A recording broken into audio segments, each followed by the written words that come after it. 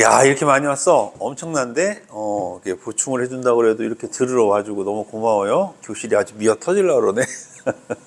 자, 71번부터 100번까지 일단 정리를 할 거고, 그 전에 이미 우아미부터 비장미, 순거미, 골개미에 대한 이야기 다 끝났고, 그걸 가지고 계속 반복하는 과정에서 보충이니까 한번 정리 한번 해보고, 그리고 나서 마무리를 하도록 합시다. 자, 71번 시조부터 한번 보시죠. 71번은 여러분 거기 밑에 있는 주제를 보는 것처럼 자연에 살면서 느끼는 자부심이니까 당연히 무슨 미에 해당할까? 우아미에 해당하겠지. 정리를 한번 해볼게요. 청풍이 좋게 여겨 창을 아니 닫아놓으라 청풍의 동그라미. 명어를 좋게 여겨 잠이 아니 들었노라 명월의 동그라미. 자, 그럼 청풍과 명어를 상의어로 바꾸면 뭐가 될까요? 자연이 됐겠죠. 결국은 자연이 너무너무 뭐하다? 좋다. 옛사람이 이 두 가지를 두고 어디 혼자 갔노 해서 옛날 사람들은 이렇게 좋은 곳을 두고 어디로 간 거야 라고 얘기하는 거. 결국은 시적화자가 현재 여기에 있다는 얘기죠. 그래서 자기가 만족하며 살아가고 있다라는 얘기를 하고 있는 거. 여기까지 이해됐습니까? 네. 72번입니다. 역시 마찬가지로 주제를 보시면 알겠지만 무슨 미에 해당하는 거죠? 우아미에 해당하는 거죠. 그러니까 작품이 정서 자체가 네 가지로 한정되기 때문에 계속 같은 것들이 반복된다고 보셔도 상관없어요. 가볼게요. 도원이 있다 하여도 이 도원 앞에다가 무릉이란 단어를 한번 써봅시다. 자, 그럼 도원은 도원인데 무슨 도원이죠? 무릉도원. 무릉도원이 있다 해도 내가 듣고 못 봤는데, 쉽게 말하면 난 듣기만 무릉도원이 있다고 들었지 본 적은 있다 없다? 없었는데, 홍하이 만동하니. 자, 이건 여러분들이 해석하는 게 어려워요. 홍하이 만동이라는 건 붉은 노을이 골짜기에 가득하다 이런 얘기거든요. 안 쓰셔도 됩니다. 만약에 여러분들이 수능이나 모의고사에서 이렇게 똑같이 원문을 써놓게 되면 반드시 주석을 달아주게 돼 있어요. 그러니까 여러분들 이 단어를 외워오라는 뜻이 아니니까 절대 오해하지 말고, 결국 홍하이 만동하니는 붉은 노을이 골짜기에 가득하다는 거니까 자연이 그만큼 뭐하다? 아름답다는 뜻이겠죠.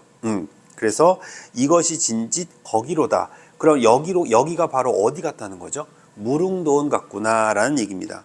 이 몸이 또 어떠하뇨? 무릉인인가 하노라. 그럼 내가 지금 무릉도원에 있는 거니까 나는 무슨 인이야? 무릉인이다. 이해돼? 그럼 내가 만약에 예를 들어 운동선수야. 그럼 나는 무슨 인이야? 체육인이죠. 내 말 이해됩니까, 여러분? 내가 만약에 요식업에 종사하는 사람이야. 그럼 나는 요식인이죠. 예를 들자면. 이해됩니까? 그럼 우리 지금 하나국어에 다니니까 무슨 인이에요? 하나인이죠. 웃자고 한 소리입니다. 자, 이런 얘기를 하고 있다. 정리됐습니까? 네. 73번입니다. 역시 마찬가지로 주제 먼저 살펴보고 가시죠. 자연 속에 묻혀 사는 즐거움인데, 근데 이게 좀 특이해요. 여러분들 요 내용은 사실은 이 시조에서 많이 나오는 시조는 아닌데, 이게 여러분들 굉장히 특이합니다. 이 밑에 있는 해제를 한번 읽어보고 올라가 볼게요.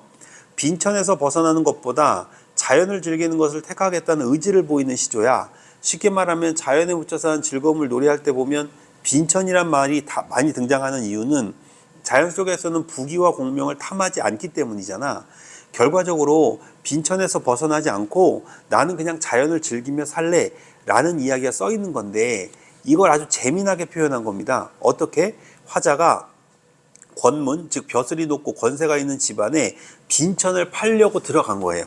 그러니까 빈천을 사실 팔 수가 없는 거죠. 가난이라는 걸 어떻게 팔아요? 그러니까 쉽게 말하면 권문세족한테, 즉 속세에 있는 사람한테 야, 내 빈천 좀 살래? 라고 이야기하려고 들어간 거예요. 들어갔는데 그 다음 보세요. 이들보다 자신이 행복하기 때문에 그렇게 행동하는 것으로 해석하기도 한다 이렇게 돼 있는데, 이게 아니라 여러분 이렇게 해석하시면 돼요. 가난을 팔려고 들어갔는데 그 권문세족 사람들이 야, 그 가난만 사는 게 어딨어. 원래 장사치들이 물건 팔 때는 옆에다가 뭐 덤으로 좀 더 주던데, 야, 그럼 덤으로 뭘 좀 더 줘야지 어떻게 가난만 나한테 파냐. 대신에 그럼 덤으로 자연 줘 그랬단 말이야. 그러니까 이 사람이 뭐 한 거야? 아, 싫어. 니네가 만약에 덤으로 자연 달라고 그러면 나 그냥 빈천도 안 팔래. 결과적으로 자연을 덤으로 주는 건 절대 있을 수 없는 일이야. 가난을 팔지 않더라도 나는 자연을 선택할 거야 라는 얘기를 하는 겁니다. 이해되시죠? 이야기처럼 형식이 되어 있는 거예요. 한번 보세요.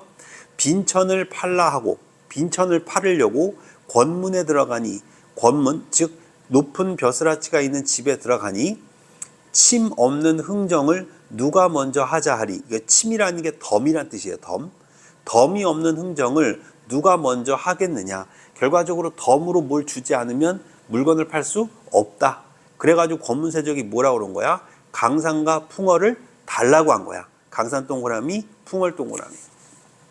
그럼 상여로 바꾸면 뭐죠 이게? 자연이죠. 그러니까 권문세족 걔네가 눈치가 빨라갖고 야 그럼 자연을 좀 덤으로 줘. 이렇게 얘기를 하니까 그 다음 뭐라고 그래? 그는 그리 못하리라. 이해됩니까? 나는 그렇게 못하겠는데 다시 말하면 가난하더라도 자연은 팔 수가 없다 이 말입니다. 이해되시죠? 되게 특이한 시조죠? 이런 것들도 하나 알아놓으면 좋을 것 같다. 됐습니까? 네. 자, 74번입니다. 역시 주제 잠깐 보고 넘어갈까요? 자연에 사는 즐거움이니까 당연히 무슨 미? 우함입니다. 춘풍에 화만산하고 여러분 춘자에 동그라미 치고 여러분 화자에 동그라미 칩니다. 그럼 여러분 한자만 가지고 정리해 봅시다. 봄에 못 폈다는 얘기죠? 꽃 폈다는 얘기예요. 됐습니까? 자, 그 다음 추야에 월만대라 추자에 동그라미 치고 월자에 동그라미 칩니다. 그럼 가을밤에 여러분 뭐가 떴다? 달이 떴다. 그럼 여러분 묶어버리면 자연이 너무너무 뭐하다? 아름답다. 자, 이걸 한마디로 두 번째 줄 사시강흥이라고 표현한 거예요. 이해됩니까? 흥에 동그라미 치고 위에 있는 춘풍하고 화만산, 추야하고 월만대 동그라미 쳤던 단어랑 연결시켜 놓으시면 돼요. 그럼 결과적으로 자연의 흥이 사람과 한 가지라. 그럼 여러분들 사람들이 지금 사계절의 흥을 뭐하고 있다? 즐기고 있다는 얘기 아닙니까? 그래서 하물며 어약 연비는 물고기란 뜻이고 운영청과는 구름과 햇빛이란 뜻인데 여러분 외우실 필요 없이 그냥 자연이라고 하시면 됩니다. 자연의 아름다움 이렇게 써놓을까요? 어약 연비 운영청각 밑에다가 자연의 아름다움 이렇게 한번 써봅시다. 쓰셨습니까? 자, 그리고 나서 뒤에 거랑 연결시켜 보면 자연의 아름다움은 어찌 끝이 있으리? 있다 없다? 없다는 얘기죠. 그럼 여러분 무슨 법도 쓰였다고 보여도 돼요? 서리법도 쓰였다고 보면 되겠죠. 이해됩니까 여러분? 네. 자, 75번입니다. 제가 개인적으로 되게 좋아하는 시기도 한데요. 여러분들도 한번 생각해 볼 만한 시인 것 같아. 거기 주제에 보면 술을 통한 인생무상의 해결이라고 돼 있는데 선생님이 술 좋아하시니까 그래서 좋아한다는 얘기인가 보다 그렇게 오해하실 수 있는데요.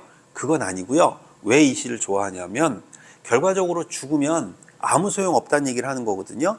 예를 들어 내가 죽었어요. 자, 내가 죽었는데 내가 거적대기 같은 그런 천대기에 덮여가지고 무덤으로 가든 꽃상여 있죠. 되게 거대한 장례식 같은 걸 치르는 거야. 그렇게 장례식을 치러서 무덤으로 가든 죽기는 같아달라? 같다는 얘기예요. 결과적으로 죽기는 매한가지다. 쉽게 말하면 사람 죽고 나서 장례 잘 치르는 거 소용 있다 없다? 없다 이 얘기야. 그럼 이 말은 무슨 말과 똑같을까 얘들아? 살아있을 때 즐겁게 살란 얘기야. 결과적으로 죽고 나면 아무리 좋은 무덤에 산소에 묻혀도 그건 죽고 난 일이다. 의미 없다. 사실은 여러분들도 아시겠지만 장례식은 누구를 위해 하는 겁니까? 돌아가신 분을 위해서 하는 일이라기보다는 사실은 산 사람이 돌아가신 분에 대한 예의를 갖추는 일이죠. 그렇지 않을까요? 저도 죽어보진 않아가지고 죽으면 제가 어떻게 될지 몰라요. 그런데 죽은 사람이 만약에 모른다고 친다면, 죽은 분들이 어떻게 되시는지 모른다고 친다면, 예를 들어 그걸 가정한다면 사실은 살아있는 사람들이 그분을 애도하면서 그분한테 예의를 갖추려고 하는 행사일 뿐이잖아요. 그러니까 결국은 내게 아니잖아요. 그건 산 사람의 몫이잖아. 맞습니까? 그러니까 결과적으로 우리가 장례라고 하는 거 잘 치르면 뭐합니까? 살아있을 때 술이라도 한 잔 더 먹고 좋은 사람 한 번 더 만나고 맛있는 음식도 하나 더 먹고 이게 더 즐거운 거 아니냐? 이런 얘기를 하는 겁니다. 아시겠죠? 요런 시입니다. 한번 읽어볼게요.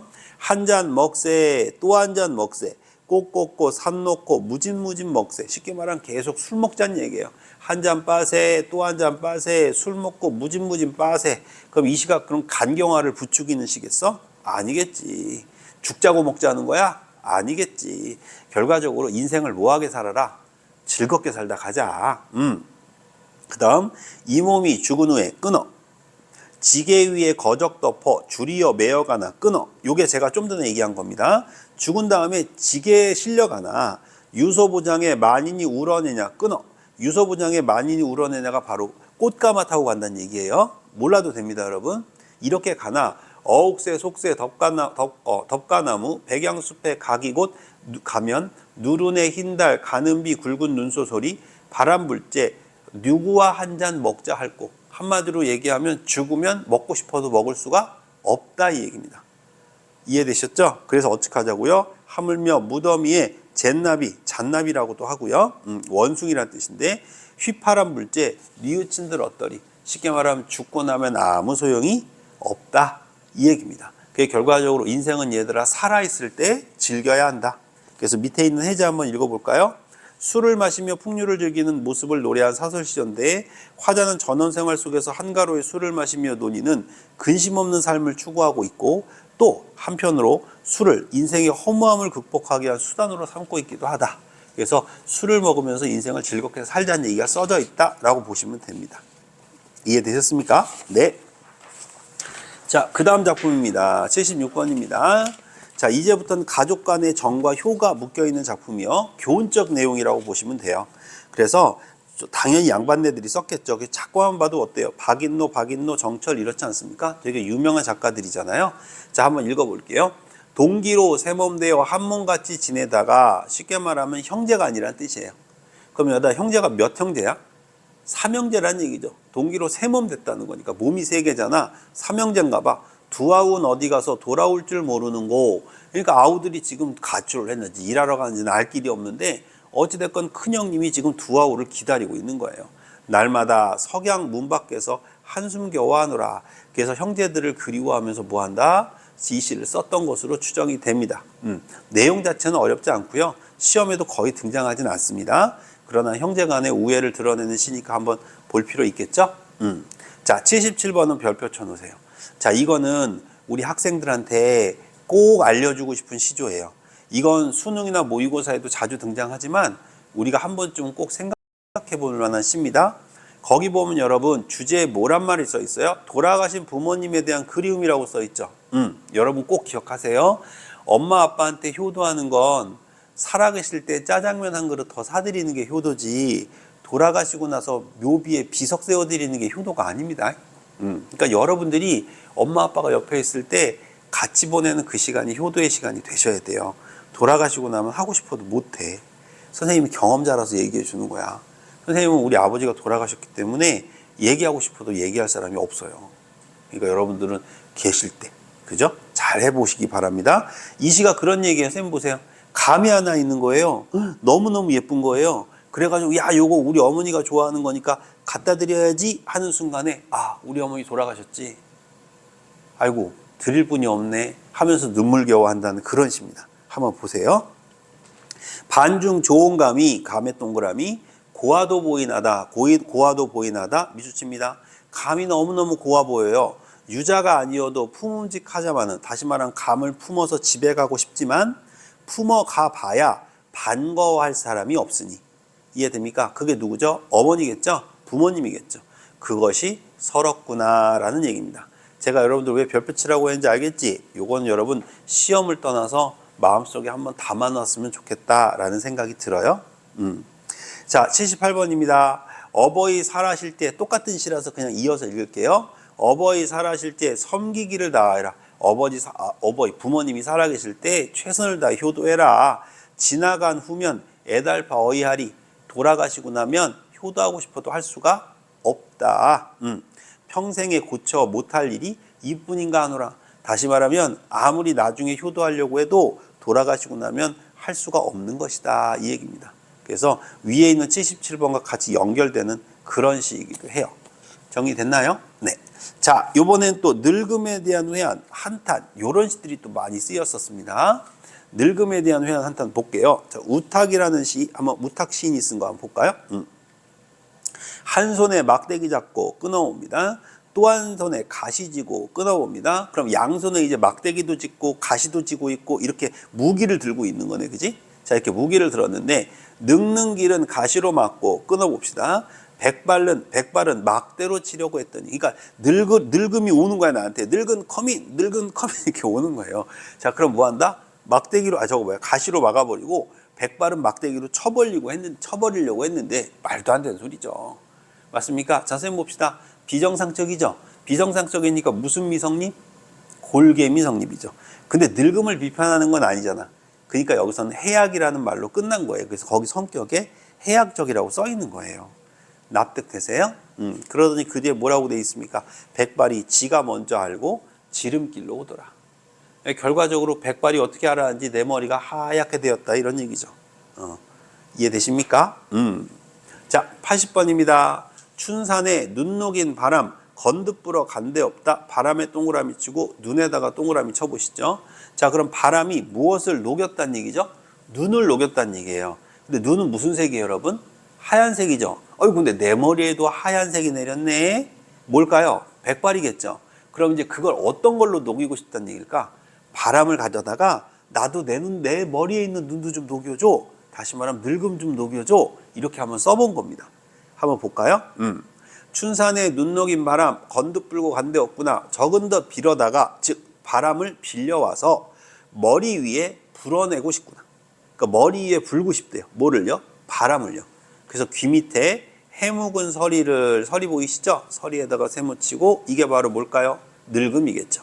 늙음을 녹여볼까 하노라. 정리해볼게요, 여러분. 봄산에 눈을 녹인 바람이 있네. 그 바람을 두 번째 줄 빌려다가 머리 위에 불려주고 싶구나. 그래서 귀 밑에 해묵은 뭐를? 서리를 녹여보고 싶구나. 이 얘기하는 거예요. 이해됩니까? 오케이. 81번입니다. 81번입니다. 자, 여러분, 이 시는요, 굉장히 좀 감동적인 시입니다. 자, 이게 어떤 시냐면, 선생님 벌써 얘기를 좀 듣고 나서, 이게 뒤에 좋은 시가 많이 나왔는데, 수업 시간이 3시간으로 제한되다 보니까, 뒷부분을 다 수업 못해서 지금 많은 학생들이 지금 여기 벌써 몇 명이에요? 한 5, 60명 되는 것 같은데, 앉아가지고 지금 보충 듣고 있는 거 아닙니까? 근데 뒤에가 정말 좋은 시들이 많았어요. 71번부터 100번 사이에. 요 시는 뭐냐면, 어떤 시였냐면, 그러니까, 아들도 늙고 엄마도 늙은 거예요. 그럴 수 있잖아요. 어머니가 나이가 90이야. 그럼 아들은 보통 몇 살 정도 될까? 적어도 한 60 정도 될 수 있잖아. 그지? 보통 결혼을 한 30살에 하니까. 그지? 그러면 아들이 60살이고 엄마가 90살이야. 그럼 아들도 늙었어, 안 늙었어? 늙은 거야. 근데 아들이 머리가 하얀색이 될 거야. 백발이 될 거 아니에요? 그 백발을 막 뽑는 거야. 응? 그러니까 옆에 지나가는 사람이 비웃는 거야. 야, 그거 뭐 백발 그거 나이 먹으면 당연히 생기는 건데 그거 자꾸 이렇게 흰머리를 뽑고 그래? 그랬더니 뭐라 그러냐면, 야, 이거 우리 어머니가 보시면 얼마나 마음 아프시겠니? 우리 어머니가 나 늙은 거 보면은 우리 엄마가 얼마나 마음이 아프시겠어. 나 그래서 뽑는 거야. 이게 진짜 효도죠. 그러니까 자기는 백발 뽑고 싶어서 뽑는 게 아니야. 불편해서 뽑는 게 아니야. 근데 우리 어머니를 만났는데 어머니하고 머리가 똑같이 하얘. 그러면 아이고 우리 아들 늙었구나. 그러면서 뭐 할까? 슬퍼하실 거 아니야. 그러니까 여러분들은 지금 아직은 청소년들이니까 나중에 어른이 돼가지고 부모님 댁에 갔어요. 부모님 댁에 갔는데 여러분이 막 초라하게 간 거야. 뭐 옷도 그냥 대충 입고 막 간 거야, 명절날. 그러면 어머님이 딱 보시면 어떤 마음 드실 것 같아요? 아이고 우리 아들이 지금 고생하는구나. 우리 딸이 고생하는구나. 이런 생각 하겠어, 안 하겠어? 하겠지. 그래서 명절 때 갈 때는 잘 차려입고 가는 게 좋아요. 그래야 어른들이 보고 아이고 우리 아들 잘 사는구나 이렇게 속는 거야. 무슨 말? 속는 거예요. 근데 그렇게 속아야지, 그지? 머리가 하얘. 그러면 염색도 하고 그러잖아. 명절 때 되면 부모님들 이렇게 명절 염색하시죠? 안 해요? 그건 아직 젊으시니까 좋으신 거야. 그리고 또 이렇게 새치가 많이 안 나시는 분들도 많아. 선생님도 이거 염색한 거 아니야? 왜 못 믿는다는 뜻으로 쳐다봐? 하여튼 그런 거야. 하여튼 그 얘기 한번 봐봐요. 세월이 여류하니, 세월이 물처럼 흘러가니 백발이 절로 난다. 머리에 백발이 났다는 거예요. 뽑고 또 뽑아 젊고자 하는 뜻은, 쉽게 말하면 내가 왜 이걸 뽑는지 알아? 내가 이거 젊어지려고 뽑는 거 아니야. 내가 이거 왜 염색하는 줄 알아? 내가 젊어 보이려고 하는 거 아니야. 북땅에 친제하시니, 부모님이 살아계시니 라는 뜻이에요. 거기다 써볼까요? 부모님이 살아계시니, 북땅에 친제하시니가 무슨 뜻이라고? 부모님이 살아계시니 그를 두려하노라. 그것 때문이다, 이런. 이해됩니까? 그래서 여러분들 제 얘기를 듣고 나서 보니까 어때요? 무슨 내용인지 충분히 이해되시죠? 요거는 조금 내용을 이해하려면 배경 지식이 좀 필요해요. 그래서 제가 여러분들한테 요거 설명해 드린 겁니다. 여기까지 이해되셨나요, 여러분? 네. 여기까지 알아들으셨나요, 여러분? 네. 자, 82번입니다. 늙은 것이 서러운 줄 모르고 늙었는가? 늙은 것이 서러운 줄을 모르고 늙었니? 아니, 서러운 줄 알고 늙은 거 아니니? 그 다음, 춘강에 덫이 없어 백발이 절로 난다. 백발에 동그라미 치고 절로 난다 밑줄. 결과적으로 여러분 뭡니까? 백발 났다는 건 늙었다는 얘기죠. 근데 그 다음 이게 중요한 거야. 그러나 동그라미 별표. 무슨 전환? 시상 전환이죠. 왜 그럴까 얘들아? 위에는 지금 부정적인 것 같지 않아? 쉽게 말하면 늙었다는 얘기인 것 같지 않아? 자, 근데 그 밑에 거 이거 이제 선생님의 마음이기도 해.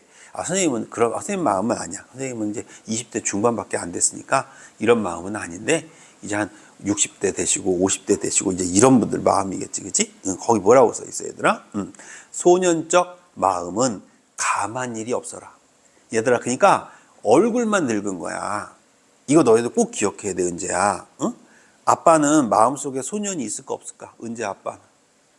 은재 아빠도 마음속에 소년이 있어. 얼굴만 늙은 거야. 니네가 볼 때 겉으로는 아우 나이 먹었다 이러지. 근데 마음속에는 소년이 있어. 그래서 아빠들 마음속에도 여전히 친구들 만나면 축구도 한번 해보고 싶고, 친구들 만나면 막 이렇게 장난도 쳐보고 싶고, 그런데 축구하면 막 다리가 부러지니까, 공을 차야 되는데 막 공이 지나가 버리고, 막, 애들이 막, 너희들 막 컸다고 막, 은재가 막, 윤재처럼, 은재나 석현이처럼 컸다고 막, 아빠가 축구 한번 하자고 그러면 막 놀리면서 막 이렇게 뺏어봐, 놀리고. 그게 뭐 하는 짓이야, 그게 부모한테. 그리고 막 달리기 시합하자고 그러고 막 냅다 뛰어버리고. 그럼 아빠가 막 따라가다가, 근데 아빠는 또 따라가면서 또 대견해요. 아이고, 우리 아들이 어느새 커가지고 저렇게 나보다 잘 뛰는구나. 근데 또 한편으로는 서럽겠어, 안 서럽겠어? 서럽겠지. 옛날에는 막, 아빠 막 따라온다고 막 꼬맹이였던 놈들이, 이제 커버려가지고, 아빠 다 이겨버리고 막 팔씨름하면 막 세게 넘겨버리고 막 이렇게, 손등에 멍들게 막. 그리고 막 크게 웃고. 그럼 되겠어, 안 되겠어? 안 되지. 그 얘기하는 거야 지금. 그러니까 소년적 마음은 감한 일이 없어서 소년 때의 마음은 없어지지 않았다고. 그러니까 선생님 봐봐. 이걸 이제 쉽게 말해 한마디로 뭘까 이게 올드보이라고. 영화 제목 알죠? 올드보이. 올드보이니까 무슨 뜻이야? 늙은 소년.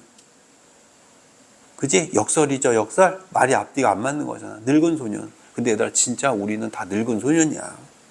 너희들은 모르지만 너희들도 나중에 이제 돼봐라. 선생님처럼 막 25세 정도 되고 그러면은 마음이 막 서럽다. 알겠니? 그러니까 오늘 부모님한테 가시면 엄마는 아빠 만나면 손 꼭 잡아주면서 이렇게 아빠, 엄마 이렇게 하지 말고 이렇게 소년 이렇게 딱 불러줘 봐요. 소녀 이렇게. 엄마가 깜짝 놀라면서 집 나가라고 그럴 거야. 하여튼 82번이 그거예요. 이해됐죠? 늙었지만 마음은 여전히 뭐하다? 젊다. 우리도 청춘이야 이놈들아. 이런 얘기 하는 거예요. 이해되셨나요?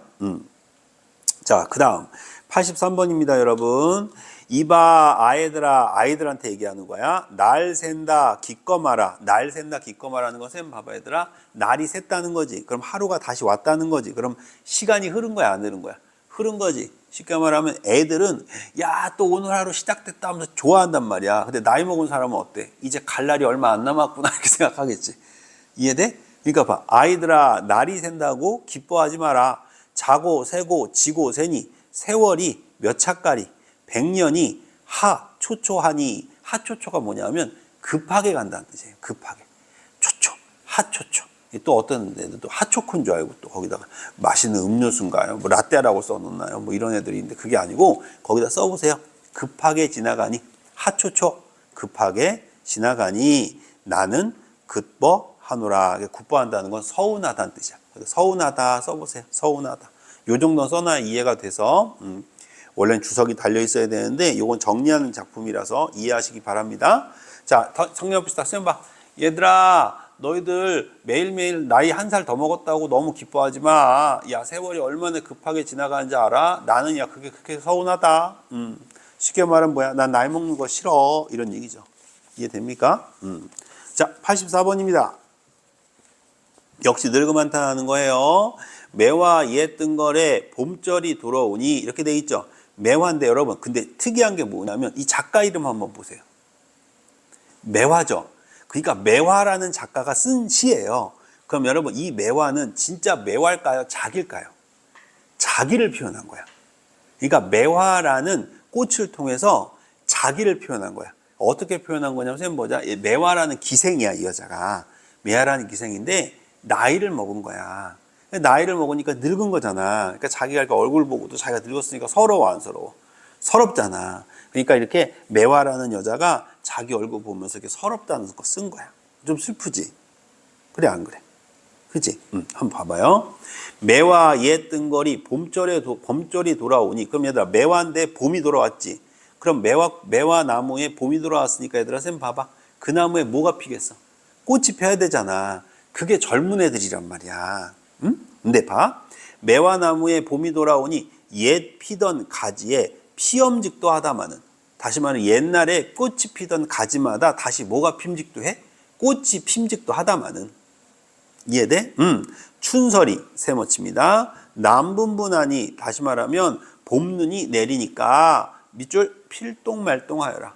야, 필지 못 필지 모르겠는데 내 말 이해돼? 결과적으로 매화라는 여자가 매화나무를 보면서 야, 저것도 이제 늙어갖고 매화가 필지 안 필지 모르겠다. 야, 그러고 보니까 나도 그러네. 이런 얘기를 하는 거예요. 이해되세요, 여러분? 아시겠어요, 여러분? 아유, 작년에 고등학교 3학년 형들이죠. 작년 고3 형들. 작년 고3 형들하고 한 5월 달쯤인가 공부 열심히 하다가 야, 요번에 우리 그러면 하나국어 체육대회나 한번 해보자 해가지고는 농구대회를 하자고 얘기를 했어. 그때 애들이 막 비웃는 거야. 선생님, 나 센터 하고 싶다 그랬거든. 농구 센터 하고 싶다 그랬더니 아, 우리 하은이는 센터가 뭔지 잘 모르지? 센터가 뭐냐면 농구에서 되게 중요한 역할인데 리바운드라고 이렇게 공이 떨어질 때 탁 올라가서 잡는 거. 그 굉장히 중요하거든. 서장훈 같은 사람이 하는 거야. 그 선생님이 원래 센터였거든요. 중학교 때까지.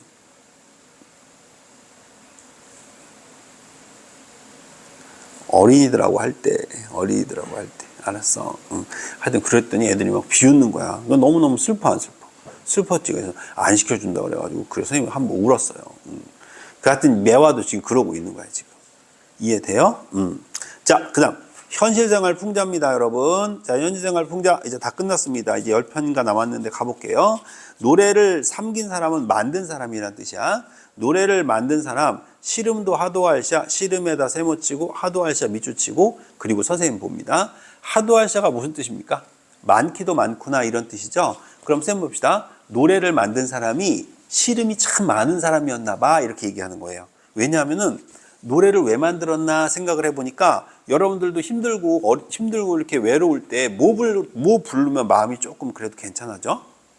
노래를 좀 부르면 이렇게 해소되는 경우가 있잖아. 그러니까 노래를 만든 사람은 마음속에 시름이 많았나 봐. 그러니까 노래를 만든 거 아닐까? 그래가지고 자기도 지금 시름이 많아 안 많아? 많으니까 노래를 만약에 불러서 시름이 풀린다면 나도 불러보겠다. 이게 결과적으로 시름을 갖고 있는 자기의 모습을 표현하고 싶어 쓴 거예요. 읽어볼게요. 노래를 만든 사람 시름이 많기도 많았나 봐. 일러 다 못 일러. 시름을 풀다 못 풀어서 불러서 풀려고 했나 봐. 뭘 불러서? 노래를 불러서. 진실로 풀린다면 뭐가? 시름이. 이제 이해되지? 이런 말들이 써 있으면 좋았겠지. 시름이 진실로 풀린다면, 그러니까 진실로 풀린다면 앞에 시름 한번 써보세요. 시름이 진실로 풀린다면 나도 불러보리라. 뭐를? 노래를. 오른쪽에다가 또 노래를 이렇게 써보세요. 이렇게 써놓으면 이해하기 더 쉽겠죠? 이해됩니까? 그러니까 노래를 만든 사람 시름이 진짜 많았나 봐. 그지? 만약에 나도 풀린다면은 노래 불러보고 싶어. 그러니까 시름이 많다는 얘기예요. 자, 그 다음 갑니다. 86번은 여러분 주제 잠깐 보고 넘어갈게요. 거기 풍년에 대한 기원이라는 말 써있죠, 여러분. 결과적으로 이 사람 지금 어디에 살고 있는 거야? 시골에 살고 있는 거야, 시골에. 세상에 발인모이, 세상이 버렸다는 얘기예요. 세상에다 세모칩니다. 견무에 늙어가니, 견무는 시골이란 얘기예요. 시골에서 늙어간다는 얘기예요. 그럼 물어봅시다, 여러분. 세상이 버린 걸까요? 내가 세상을 버린 걸까요? 내가 세상을 버린 거예요. 그러니까 결과적으로 지금 얘는 시골에 사는 걸 만족하고 있는 거거든. 그러니까 세상에 버린 몸이라고 썼지만 사실은 세상이 버린 게 아니라 내가 버린 건데 겸손하게 표현을 한 거예요. 세상이 날 버렸다고. 이해돼요? 그러니까 예를 들어 한국은행 그러니까 예를 들어 국민은행 국민은행 대표가 이제 딱 일하다가 이제 더 이상은 그만 일을 하고 시골에 내려가서 살고 싶어요. 그리고 딱 은퇴를 하고 시골 마을에 내려간 거야. 그러니까 사람들이 뭐라고 그런 거야? 아유, 근데 어쩌다가 여기까지 내려오셨어요? 그래서 아이고, 뭐 그냥 일을 못 하니까 그냥 잘렸습니다. 이렇게 얘기해. 겸손한 거지. 이해돼? 요런 얘기 하는 거야. 그 다음, 바깥일, 내 모르고, 바깥일에다 세모칩니다. 하는 일이 무사알고, 바깥일은 그럼 여러분 무슨 일일까요, 여러분? 세상 일이겠죠. 세상 일은 내 모르고, 하는 일은 무사일고, 이 중에 우국성심은 연풍, 연풍 거꾸로 읽어봐. 거꾸로 읽어보려니까 또 어떻게 읽어야 얘들아? 풍년, 이렇게 읽으면 되죠. 이해돼? 풍년을 원하노라. 풍년에 동그라미 칩니다. 그러니까 나는 나라를 위해서 그냥 풍년만 잘 됐으면 좋겠어. 다른 건 모르겠어. 속세의 일은 잘 모르겠고 그냥 풍년 됐으면 좋겠어. 이해됩니까, 여러분? 네, 이게 그 이휘일이라는 작가가 45세에 이렇게 귀향이라고 해야 되나? 아주 시골에 내려가 살면서 지은 시래요. 45세면 그 당시에는 거의 이제 죽을 날이 얼마 안 남은 나이입니다. 옛날에는 50 넘기가 진짜 어려웠대요. 그래가지고 얘들아 오죽했으면 60 넘으면 잔치했잖아. 그치? 육순잔치하고 칠순잔치하고 했던 게 요새는 안 하죠. 육순잔치, 칠순잔치 안 해요. 한 80 정도 돼야 합니다. 워낙 오래 사니까 사람들이. 근데 옛날에는 60 넘으면 그 마을에 한 명이나 있을까? 막 그 정도였대. 옛날에 이제 의학시설도 잘 안 돼 있고 그러니까. 근데 여러분 때는 이제 뭐 80도 안 할걸, 여러분 때는? 한 120 정도 돼야 할걸요? 120살 하면, 그 정도면 좀 살 만큼 사셨네, 뭐 이러면서. 이제 앞으로 한 30년밖에 못 사시겠네, 뭐 이렇게 아쉬워하면서. 인간이 원래 그 의학적으로 또는 과학적으로 수명이 150세래요. 150세까지 살 수 있대요. 근데 여러분들이 평균 수명이 한 150세 정도 된다잖아요. 여러분 때가. 몇 년 남은 거야, 그러면? 한 130년 넘게 남았지? 즐겁게 살아. 얼마나 좋아? 130년 동안 얼마나 좋아? 그럼 130년 동안 한 직업 가지고 살기에는 좀 인생이 좀 그러지 않아? 그러니까 직업을 한 서너 번은 바꾼다, 이렇게 생각하고, 이렇게 하다가 또 마음에 안 들면 다른 일도 해보고. 그잖아? 한 130년이면 지구 한 바퀴는 돌겠다. 혼자 슬슬 걸어 다녀도. 그지? 그렇게 한번 살아보세요. 자, 하여튼 그런 얘기입니다. 87번입니다, 여러분. 역시 마찬가지로 주제 잠깐 보고 넘어갈게요. 소를 몰고 농사를 하러 나서는 모습이라고 되어 있는데 해제 한번 읽어볼까요? 아침부터 저녁, 초이름부터 늦가을까지 걸친 농촌의 삶을 묘사한 연시조입니다. 그러니까 연시조니까 이건 일부란 뜻이에요. 일부. 이수라고 써있잖아, 지금. 그지? 이렇게 일부인데 사대부가 지은 시조임에도 농부의 실생활을 구체적으로 드러내고 한자어 사용을 최대한 절제한 것이 특징이래요. 알겠죠? 그래서 농촌에서 살고 있는 자기의 모습을 쓴 거야. 도롱이에, 이 도롱이는 우비라는, 우비야, 우비. 비 올 때 입는 옷 있잖아. 그지? 하여튼, 우비에 홈을 걸고, 우비에 홈이 걸고, 뿔 굽은 검은 소를 몰고. 쉽게 말하면 선생님 보자, 얘들아. 우비 딱 있고, 홈이 딱 걸치고, 그 다음에 뭐 하는 거야? 소 끌고 나간 거야. 뭐 하려고? 밭일 하려고.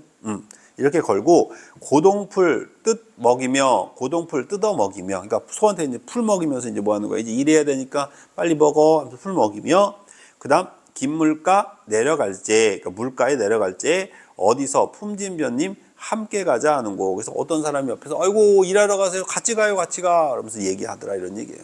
하나도 나올 거 없습니다. 참고로 보시면 되는 거. 자, 88번입니다. 자, 이건 주제를 보니까 뭐라고 나와요? 산수유람에 대한 뭐다? 권유다. 그러니까 자연을 구경하러 가자라고 권유하고 있는 시란 뜻이야. 이해돼요? 번님네 남산에 가세. 그러니까 남산에 가세니까 가세 밑줄. 이게 뭘까요? 권유죠. 야, 우리 그 남산 구경 갈까? 이렇게 권유하는 거예요. 지금이야 여러분 케이블카 타고 가지만, 맞습니까 여러분? 옛날에는 케이블카가 어딨어. 좋은 기약 잊지 마오. 야, 우리 남산 구경 가기로 한 거 잊지 마. 익은 술이 점점 쉬고, 안 가면은 익어버리는 그 술들 다 쉬고, 지전, 화전, 상해가네. 아니, 거기다가 술안주로 먹으려는 화전 같은 것들 다 상해가. 자네가 아니 간다면, 야, 분명히 가자고 했는데도 안 가면은 내 혼자인들 어떠리? 나 혼자라도 간다. 이해돼? 그러니까 산수유람 갈 거 약속 꼭 지켜. 이렇게 얘기하는 겁니다. 이해되셨습니까? 네. 근데 거기 성격에 보면 풍류적이라는 말이 나올 거예요. 맞습니까, 여러분? 선생님 봅시다. 왜 풍류적일까요? 술이 나오잖아요. 결국 자연을 즐기면서 술 먹고 놀면 풍류다, 이렇게 이해하시면 돼요. 이해되셨죠? 네. 자, 89번입니다, 여러분. 자, 이건 별표 치시죠, 여러분. 요거는 여러분 해악이기도 하지만 시집살이의 고충이라고 해가지고 참 많이 나오는 겁니다. 자, 이거는 여러분 선생님 보세요. 이제 여러분들이 결혼도 안 했고 어른도 아니기 때문에 조금 이해가 안 될 수도 있는데, 여자가 결혼을 하면 남자 엄마를 뭐라고 부릅니까? 남자 엄마가 뭐가 돼요? 시어머니가 되는 거예요. 시어머니. 그럼 시어머니는 그 아들 와이프를 뭐라고 불러요? 며느리라고 부르죠. 근데 이 시집 식구들이 며느리는 딴 집 식구잖아. 쉽게 말하면 딴 집에서 시집 온 여자잖아. 얘를 너무 미워하는 거야. 근데 며느리를 딱 보니까 그 집에 제일 볼품 있는 게 며느리밖에 없어. 며느리밖에 없는데 니네들은 볼 것도 없는 것들이 왜 이렇게 며느리를 미워하냐고 이렇게 옹호해 주는 시예요.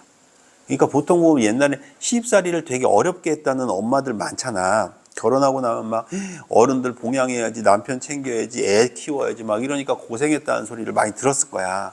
옛날에 이런 식으로 고생했던 여자들이 시어머니한테 또는 시집 식구들한테 야, 며느리가 뭐가 이렇게 부족해서 니를 미워해? 니네가 뭐 잘난 거 있다고 이래? 이렇게 얘기해 주는 시예요. 한번 보세요. 시어머니 밑줄 쳐보세요. 끊어보세요. 며느라기 나빠 끊어보세요. 벽바닥을 구르지 마오. 여기서 벽은 부엌을 얘기하는 거야. 부엌바닥을 구르지 말라. 그럼 결과적으로 얘들아 며느리가 미우니까 시어머니가 막 부엌바닥을 댕골댕골 구르는 거야. 아우 저놈의 집에 죽여버리길래 막 이러면서. 근데 이제 인대부터 시댁 식구 봐봐요. 뭐라고 돼 있나? 빚에 받은 며느리인가요? 끊어. 값에 쳐온 며느리인가요? 끊어. 이걸 이해해야 돼. 야, 그 며느리 빚 대신에 받아온 거 아니잖아. 야, 그 며느리 니네가 돈 주고 사온 사람 아니잖아. 그 다음 보세요. 밤나무 썩은 등건 회초리 난이같이 앙살푸신 시아버지 회초리에 동그라미 치고 앙살푸신 동그라미 치고 시아버지 동그라미 친 다음에 연결시키면 돼요. 그럼 얘들아 시아버지가 어떻게 생겼어? 회초리같이 앙살푸다는 건 얇단 얘기야. 그럼 얘들아 빼빼 말랐다는 얘기지. 그럼 시아버지 볼품이 있어 없어? 없죠. 자, 그 다음 볼게요. 볕뺀 쇠똥같이 되종고신 시어머니 동그라미 치고 볕뺀 쇠똥에다 동그라미 치면 돼요. 이 볕뺀 쇠똥이 뭐냐면 얘들아 똥이 있잖아. 똥이 햇볕을 받으면 수분이 증발하지. 수분이 증발하면 똥이 바싹 마르지. 바싹 마르면 부피가 커, 부피가 쪼글쪼글해. 부피가 작아지지. 쉽게 말하면 얘들아 시어머니가 이런 똥 같다고. 볼품이 있어 없어? 없다. 이해됩니까? 자, 그 다음 3년 결혼 망태에 새 송곳뿌리 같이 뾰족하신 시누이 끊어놓고 송곳에 동그라미 치고 시누이에 동그라미 친 다음에 연결. 그럼 여기다 시누이는 어떻게 생겼어? 송곳처럼 뾰족하게 생겼어. 볼품 없는 거죠. 당피 가론밭에 돌피 나니 같이 샛노란 웻꽃 같은 피똥 누는 아들. 피똥 누는 아들은 그냥 한꺼번에 동그라미. 그럼 결국 자기 봐봐. 피똥 누는 아들이니까 선생님 보자 얘들아. 남편도 어때? 맨날 피똥만 싸. 그럼 얘들아 그 집은 온통 환자집 같지 않고? 환자집이잖아 환자집. 그럼 결과적으로 그 집은 볼품 있는 사람이 있어 없어? 없는데 그 다음 건밭에 기름진 밭에 맷꽃 같은 꽃 같은 며느리를 어디를 나빠하십니까? 아니 내가 볼 때는 당신네 집에서 볼품 있는 여자 며느리밖에 없어. 근데 왜 이렇게 며느리를 미워해? 이 얘기하는 거예요. 이해됩니까 여러분? 네, 그래서 이게 시집살이에 대한 고충을 한탄하면서 이제 시댁 식구들한테 이렇게 얘기하고 있는 시. 됐습니까? 네. 정리되시죠? 자, 90번 갑니다. 여러분 그리고 요거 끝나고 난 뒤에도 저렇게 강의 촬영을 해놨으니까 고전시가 시조 한 번 더 듣고 싶으면 한 번 더 빨리 돌려보는 것도 괜찮은 방법이에요. 나중에 요청하시면 다 드릴게요. 알겠죠? 계속 갑니다. 한숨아 끊어. 새 한숨아 끊어. 너 어느 틈에 들어왔니? 그러니까 한숨이 지금 나한테 들어온 거야. 이해돼요? 고무장지, 새살장지, 가로다지, 여다지, 암돌적이, 수자적이, 배목걸새, 뚝딱바다, 용거보기, 자물쇠로 수기수기 차였는데 병풍이라 덜컥 접은 족자 대댁을 만나 내 어느 틈에 들어왔니? 내 어느 틈에 들어왔니? 밑줄 쫙 돌립니다. 그럼 결과에 선생님 보자 얘들아. 내가 있잖아. 너 한숨 못 들어오게 하려고 여기다가 자물쇠 걸고 다 해놨거든? 근데 야, 그 어떻게 들어왔어? 이렇게 얘기하는 거야 지금. 이해돼? 그러더니 뭐라고 해? 어인지 너 온 날이면 너가 누구야? 동그라미 치고. 너가 누구예요? 너가 누굽니까? 한숨이죠. 한숨. 그건 무슨 법이야? 의인법이죠. 이해됩니까? 너 온 날이면 잠 못 들어 하노라. 이해됩니까 여러분? 너 때문에 잠을 못 잔대요. 이해됩니까 여러분? 그래서 결과적으로 얘들아 쌤 보자. 아니 한숨이 얘들아 어떻게 내 가슴 속에 이렇게 열쇠를 끌러 들어와. 맞아 안 맞아? 그지? 이해됩니까 여러분? 그러면 정상이야 비정상이야? 비정상적이지. 그러니까 일단 골개미 성립. 근데 한숨 깔려고 하는 거 아니지? 한숨은 비판의 대상이 아니잖아. 맞습니까? 가끔 또 한숨 비판한다는 얘기가. 선생님 이름이 한숨인가 보죠. 큰일 나요. 이해됐죠? 요건 그래서 해학적으로 끝난 거예요. 그 다음. 자, 91번입니다. 아마 이 시는 여러분 다 알고 있는 시고 제가 정리도 한번 해드린 적 있으니까 빨리 넘어갈게요. 창내고자 A, 창내고자 A, 이내 가슴에 B, 창내고자 A. 그럼 내 가슴에 창내고 싶대요. 여러분, 결과적으로 B, 정상적. 무슨 미? 골개미. 그런데 여기선 해학으로 끝난 겁니다. 고무장디, 대살장디, 들장디, 열달지, 암떨적이, 수돌적이, 뱀목걸새, 크나큰 장도리로 뚱땡바가 다 필요 없는 말이에요. 의미 없다는 뜻이야. 이건 얘들아 그냥 장돌이 이름이야. 그러니까 도구 이름이야. 도구 이름 나열한 거야. 아무 의미 없는 거야. 이내 가슴에 창내고자 이따금 몹시 답답할 때 여다져 볼까 하노라. 그럼 내 가슴에 왜 창을 닫으려고 해? 답답할 때 열었다 닫았다 하려고. 이해됩니까 여러분? 그래서 역시 해학적으로 끝난 시. 됐습니까? 네. 92번입니다 여러분. 요건 여러분 읽기 전에 주제부터 밑줄 치고 들어갈게요. 현학적 태도와 허장성세에 대한 풍자라고 되어 있죠. 여러분, 현학적 태도가 뭡니까? 쉽게 말해도 되는 걸 어렵게 말하는 걸 현학적이라고 하는 거예요. 자, 예를 들면, 자, 선생님 봅시다, 여러분. 예를 들어서, 뭐 이게 말이 되는지 모르겠는데, 학교 다녀오겠습니다. 이러면 되죠. 근데 괜히 스쿨 다녀오겠습니다. 이런다고요. 예를 들면. 근데 스쿨이 어려운 말은 아니야, 그치? 내가 해놓고도 좀 이상하긴 해. 그러니까 의도적으로 막 한자 쓰는 애들 있죠. 막 이런 것들, 재수없잖아. 그치? 괜히 한글 써도 되는데 영어 쓰고 막, 그죠? 오늘은 뭐 이렇게 해야 되는데, today, 막 이지랄 하는 새끼들 있잖아요. 오늘 today 런치는 뭐 이지랄 하잖아요. 재수없잖아. 그러니까 이렇게 쉽게 말해도 되는 걸 괜히 이상한 말 써가지고 좀 있어 보이려고 하는 애들, 이걸 뭐라고 해? 현학적 태도라고 그래. 한마디로 허장성세다. 그럼 허장성세를 얘들 앞에 있는 자와 뒤에 있는 자만 따쓰면 뭐라 그래? 허세다. 허세 부린다는 얘기예요. 이해됩니까? 그래서 쌤 보세요. 이게 어떤 장수냐면 젓갈 있죠, 젓갈. 우리 김장 담글 때 쓰는 젓갈. 게젓갈을 파는 창이냐? 그러면 게젓 사세요 이러면 되잖아. 김장 담글 때 쓰는 젓갈 사세요 이러면 되잖아. 근데 외골내역 양목이 상천 왜 대아리 팔쪽 이 뭐 아스스카는 동난지 사세요 뭐 이딴 식으로 얘기를 하는 거야. 한자 섞어 갖고 옆에서 가만히 들어보니까 뭐야? 게젓이거든. 그러니까 뭐라고 하냐면 야 거북하게 얘기하지 말고 그냥 게젓 사라고 그래. 이렇게 얘기하는 거예요. 한번 들어보세요. 댁들의 동난지유 사오 끊어. 여기까지가 아니라 동난지 사오까지가 상인이 얘기한 거야. 그럼 동난지는 처음 들어보는 말이잖아. 게젓이라고 하면 되는데. 그러니까 뭐라 그래? 야, 저장수야, 너 뭐라고 그러는 거야? 이게 물어보는 거야.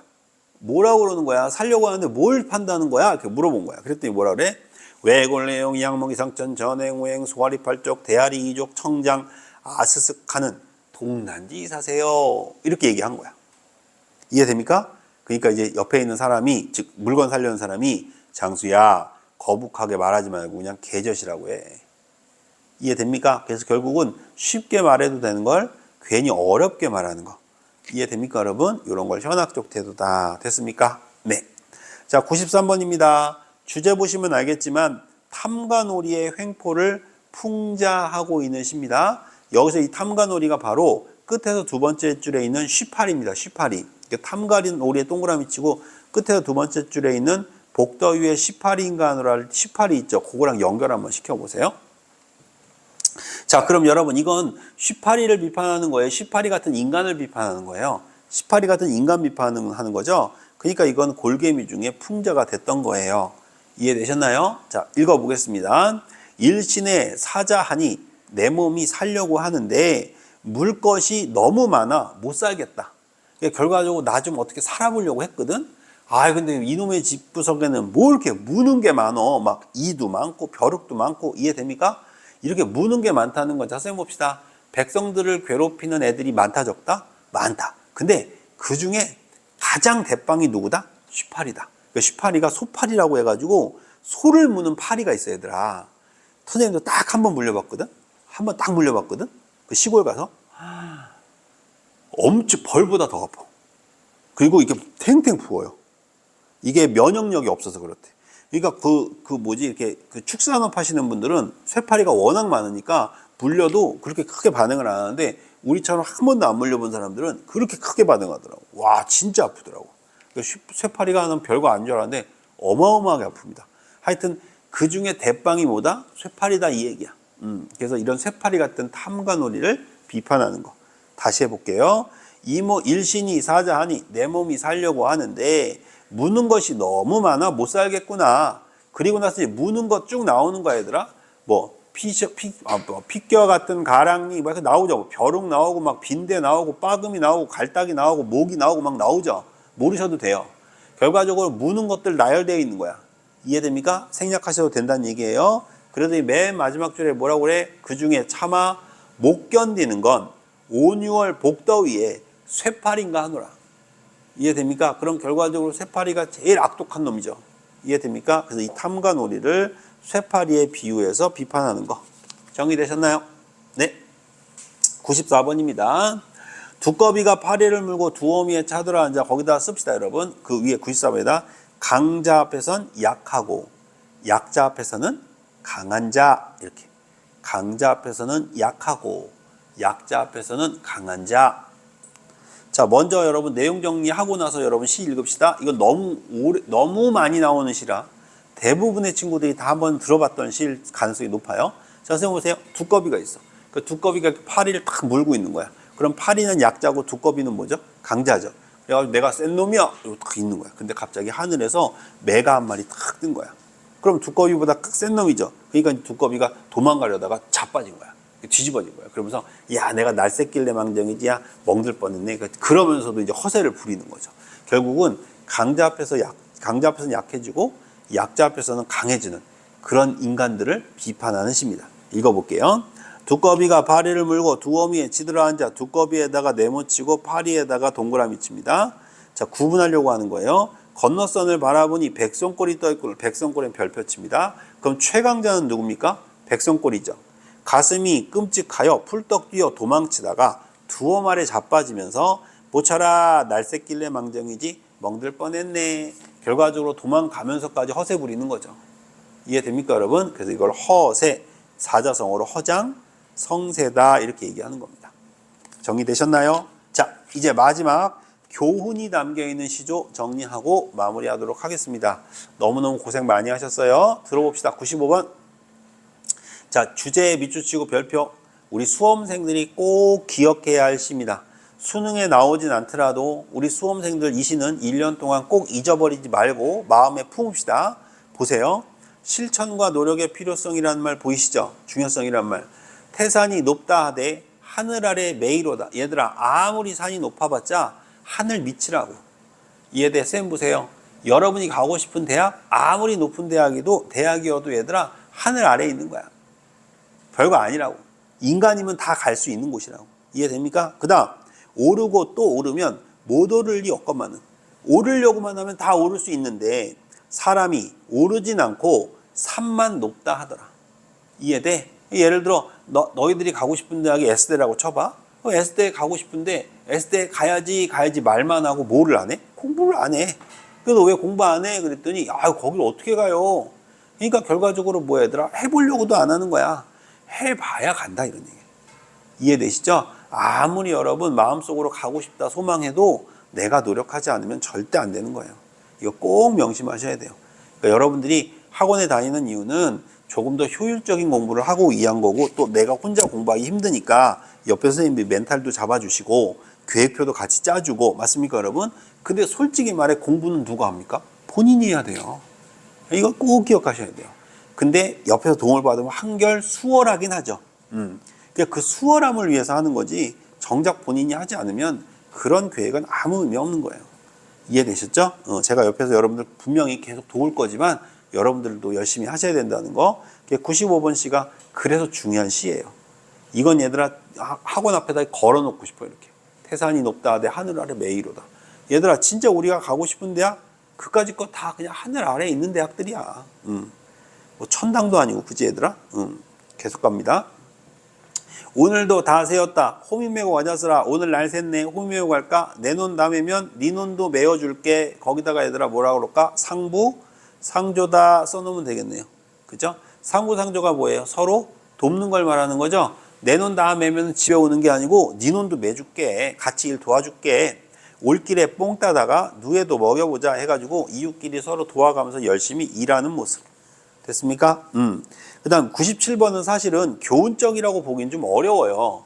아시겠지만 이방원이가 누구를 얘들아 꼬실 때 정몽주를 꼬실 때 썼던 시잖아요. 이거는 그죠? 그래서 이건 교훈적으로 보긴 좀 어렵지만 내용 자체가 그러니까 이런들 어떠하리 저런들 어떠하리 만수상 드렁치기 얼거진들 어떠하리 우리도 이같이 얼거져 백년같이 누리자 해가지고 회유의 시입니다. 한번 보고 넘어가면 됩니다. 이거는. 자, 이제 98번입니다. 공명을 즐겨 마라에다 밑줄 치고 공명에다 세워칩니다. 영욕이 반이로다. 영욕에다가 동그라미 치고 반이로다 밑줄 칩니다. 여러분 이 문장 하나만 해석하시면 이 시는 끝나는 거예요. 공명을 즐기지 말라고요. 맞습니까 여러분? 그럼 해봅시다. 공명 앞에 뭐가 써 있으면 여러분 더 이해하기 쉬울 것 같아. 북이 써 있으면 쉽겠지. 북이 공명을 즐기지 말라고. 자, 쌤 보자. 왜 그런지 알려줄게 얘들아. 영욕이 뭘까? 영예와 치욕을 줄여서 영욕이라고 하는 거야. 그러니까 이게 무슨 말이냐면 쌤 보자 얘들아. 예를 들어 볼게. 내가 로또에 붙은 거야. 로또에 당선돼 가지고 쌤 1억이 됐는데 이 1억 당선금이 300억이었던 거야. 300억. 다른 사람들 엄청 부러워했겠지. 그잖아 얘들아. 근데 딱 300억을 받으니까 어때? 기쁘지? 그지? 좋은 거 같잖아. 그지? 근데 나중에 보면은 그 300억 때문에 내 자식들이 서로 돈 받아가려고 싸우는 거야. 그럼 얘들아 300억이 만약에 없었다면 싸울 일이 있었어 없었어? 없었지. 다시 말하면 돈이 많은 건 절대 좋은 것만 있는 게 아니다. 치욕도 있을 수 있다. 내 말 이해돼? 그래서 그 이걸 쓴 거야. 부귀공명 너무 즐거워하지 마. 영욕, 영예로운 것도 있지만 치욕도 있어. 좋은 것도 있지만 나쁜 것도 있어. 그래서 반이로다 써놓은 거예요. 명예가 뭐 좋은 게 반이라면 치욕도 뭐다? 반이다. 이해되세요? 계속 부귀를 탐치 마라. 위기를 밟느니라. 이해됩니까 여러분? 그래서 부귀와 공명이 지금 따로따로 써 있는 거예요. 합쳐보면 부귀공명이란 얘기야. 이해됩니까? 그럼 부귀와 공명을 욕심내지 마. 나중에 뭐가 올 수 있어? 안 좋은 일이 생길 수도 있는 거야. 맞나요 여러분? 이해되세요 여러분? 자, 쌤 보세요. 벼슬아치들 어때요? 높은 관직에 있으면 남들이 부러워하고 구싱구싱 거리죠? 근데 그 벼슬아치들 그 관직에서 내려오면 어떻게 됩니까? 감옥 가죠? 감옥 많이 가잖아요. 그죠? 예, 그거야. 그러니까 부귀공명이 여러분 되게 멋진 것 같지만 나중에는 그게 자기한테 안 좋을 수도 있다는 거예요. 그래서 옛날에 여러분 장자라고 아세요? 장자가 관직을 맡아달라고 왕이 내려오니까 장자가 뭐라 그랬습니까? 나는 진흙구덩이에서 기어다니는 거북이처럼 살겠다. 나는 너네들이 하는 벼슬을 하느니 차라리 저 진흙에서 그냥 기어다니는 거북이처럼 살겠다. 다시 말하면 니네가 아무리 나한테 벼슬을 줘도 거기 가봤자 나중에 결과는 안 좋아. 이렇게 얘기하는 거죠. 그러니까 그런 얘기를 하는 겁니다. 이해되십니까 여러분? 그런 얘기가 바로 요 98번에 있는 시. 그래서 맨 마지막 우리는 일신이 한가하니 밑줄 쫙 돌립니다. 일신이 한가하니 부귀공명이 없으니 라고 써놓으세요. 부귀공명이 없으니 두려운 일이 없구나 이런 얘기예요. 결과적으로 부귀공명 너희들 즐긴다고 지금 되게 뻐대는데 니네 어차피 나중 되면 또 안 좋은 일 생겨. 야 근데 난 부귀공명이 없네. 야 너무너무 좋다 야. 이런 얘기 하는 거예요. 이해되시죠? 가진 만큼 힘든 것도 맞는 것 같아요. 그러니까 여러분들 많이 갖지 말라는 뜻이 아니라 그 가진 걸 좀 나누고 베풀 수 있는 사람이 되라 이런 얘기 하는 겁니다. 저는 99번입니다. 한번 읽고 가면 되는 거. 동창이 밝았느냐 노고질이 오진다. 소치른 아이는 여태 아니 일어났니. 아이 놈 새끼 빨리 일어나 일하러 가야지. 재 넘어 고개 넘어 사래긴 밭을 언제 가려 하느냐. 빨리 일어나서 일해야지. 근면함을 얘기했던 시. 뭐 나올 가능성은 없지만 한번 보고요. 자, 100번에다가 여러분 마지막 시네요, 여러분. 자, 100번 거기 주제 잠깐 보죠. 참언에 대한 경계라는 말 보이시죠? 학생들이 이거 모를 수 있을 것 같아서 미리 얘기합니다. 참언이 뭡니까? 참언. 그죠? 알고 있는 것 같았는데 대답 못 하겠죠? 거짓말이에요. 참언이라는 말이 거짓말이라는 뜻이에요. 그럼 참언에 대한 경계라는 뜻은 뭘까요, 여러분? 거짓말에 대해 경계하라는 거예요. 이해됩니까? 그래서 그 왕 옆에서 여러분 어떻습니까? 쌤 보세요. 왕 옆에서 또는 높은 사람 옆에서 살살 간신배들이 어때요? 거짓말 하잖아요. 그렇게 거짓말하는 인간들 경계해라. 그런 인간들 멀리해라. 이런 얘기하는 시예요. 볼게요. 계함이 끊어, 불계함이 끊어, 잔등 부러진 끊어. 불개함이 끊어. 내가 끊어놓고 보니까 뭐 보여? AA, BA 보이세요? 앞발에는 정종나고 끊어. 뒷발에는 종기난 끊어. 불개함이 끊어. 자, 그럼 여기까지. 얘들아, 개미는 개미인데 뭐가 부러진 개미야? 등이 부러진 개미야. 내 말 이해돼, 얘들아? 또 앞발에는 종기 났고 뒷발에도 종기 난 개미야. 이해돼, 얘들아? 그럼 발도 성하지 않고 등도 구분해 개미야. 맞습니까? 근데 이런 개미가 광릉 심지에 넘어들어 가람은 얘들아 호랑이를 얘기하는 거야. 호랑이의 허리를 가로물고 축혀들고 바다를 건넜다는 말이 있어요. 거기다 쓰세요. 뻥이다 이렇게 써놓으면 돼요. 그럼 개미가 얘들아 뭐 한 거야? 뻥친 거지 지금. 개미인데 얘들아 등도 부러지고 앞발에 종기 나고 뒷발에 종기 나고 몸이 하나도 안 성한 데가 없는 개미가 호랑이를 물어가지고 바다를 건넜대. 완전 뻥이죠. 이해됩니까? 이런 뻥인데 니마 온 놈이 온 말을 하여도 뻥치는 놈이 뻥쳐도. 이해돼? 이게 온 놈이 온 말이 뭡니까? 뻥치는 놈이 뻥친다는 얘기예요. 이해돼? 거짓말쟁이들이 거짓말을 하여도 님이 짐작하소서. 그러니까 절대로 이런 모함을 믿지 마세요. 이해됩니까? 그래서 이거는 참언에 대한 경계, 다시 말하면 거짓에 대한 경계를 얘기했던 시입니다. 이해되셨나요? 자, 여기까지 해서 100번까지 모두 끝났습니다. 고생하셨습니다.